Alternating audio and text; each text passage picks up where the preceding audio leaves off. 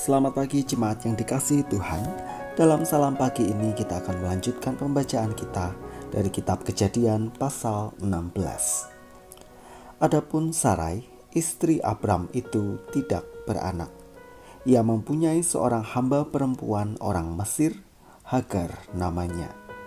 Berkatalah Sarai kepada Abram, "Engkau tahu, Tuhan tidak memberi aku melahirkan anak. Karena itu baiklah hampiri hambaku itu, mungkin oleh dialah aku dapat memperoleh seorang anak." Dan Abram mendengarkan perkataan Sarai. Jadi Sarai istri Abram itu mengambil Abram hambanya orang Mesir itu, yakni ketika Abram telah 10 tahun tinggal di tanah Kanaan, lalu memberikannya kepada Abram suaminya untuk menjadi istrinya.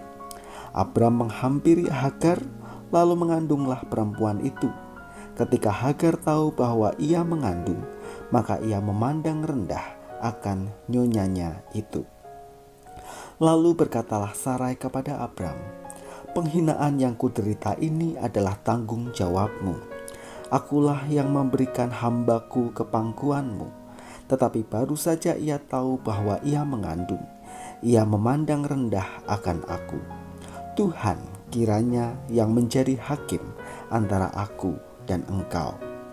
Kata Abram kepada Sarai, "Hambamu itu di bawah kekuasaanmu. Perbuatlah kepadanya apa yang kau pandang baik." Lalu Sarai menindas Hagar sehingga ia lari meninggalkannya. Lalu malaikat Tuhan menjumpainya dekat suatu mata air di padang gurun, yakni dekat mata air di jalan ke Syur. Katanya, "Hagar hamba Sarai, dari manakah datangmu dan kemanakah pergimu?" Jawabnya, "Aku lari meninggalkan Sarai nyonyaku." Lalu kata malaikat Tuhan itu kepadanya, "Kembalilah kepada nyonyamu, biarkanlah engkau ditindas di bawah kekuasaannya."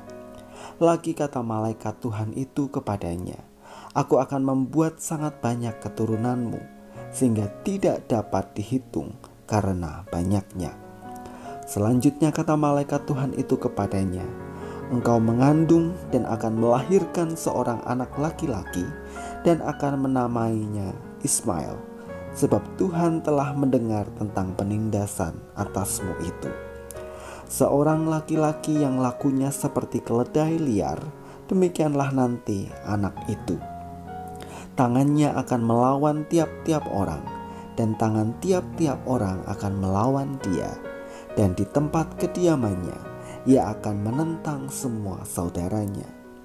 Kemudian Hagar menamakan Tuhan yang telah berfirman kepadanya itu dengan sebutan, "Engkaulah El Roi." Sebab katanya, "Bukankah di sini kulihat dia yang telah melihat aku?" Sebab itu sumur tadi disebutkan orang Sumur Lahai Roi, letaknya antara Kades dan Beret. Lalu Hagar melahirkan seorang anak laki-laki bagi Abram, dan Abram menamai anak yang dilahirkan Hagar itu Ismail. Abram berumur 86 tahun ketika Hagar melahirkan Ismail baginya. El Roi adalah nama yang diberikan Hagar untuk menyebut Tuhan yang memperhatikan atau melihat penindasan yang ia alami. Sekalipun Hagar dalam teks kita telah berbuat tidak benar dengan merendahkan Sarai istri Abram yang tidak dapat melahirkan anak bagi Abram, namun ternyata Tuhan Allah tetap melihat atau memperhatikan Hagar.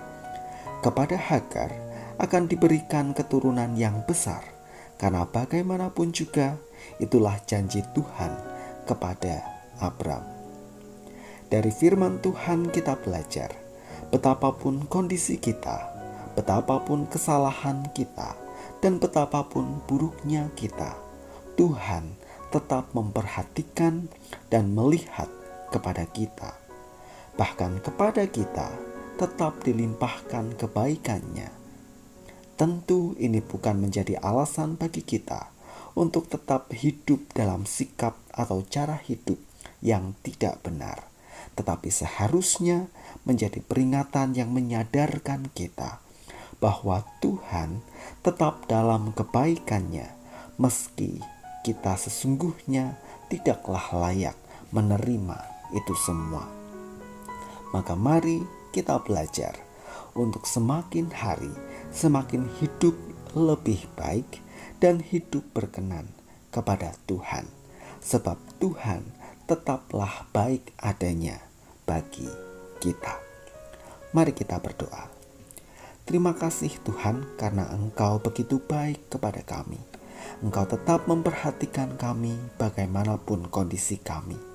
Oleh karena itu ya Tuhan, tolonglah kami untuk menjadi anak-anak Tuhan yang tetap hidup berkenan di hadapan Tuhan, menjaga kehidupan kami sedemikian rupa sehingga kami tetap setia kepada Tuhan. Kami menyerahkan aktivitas kami sepanjang hari ini ya Tuhan, kiranya Engkau memimpin dan memberkati kami. Di dalam nama Tuhan kami Yesus Kristus, kami berdoa dan bersyukur. Amin.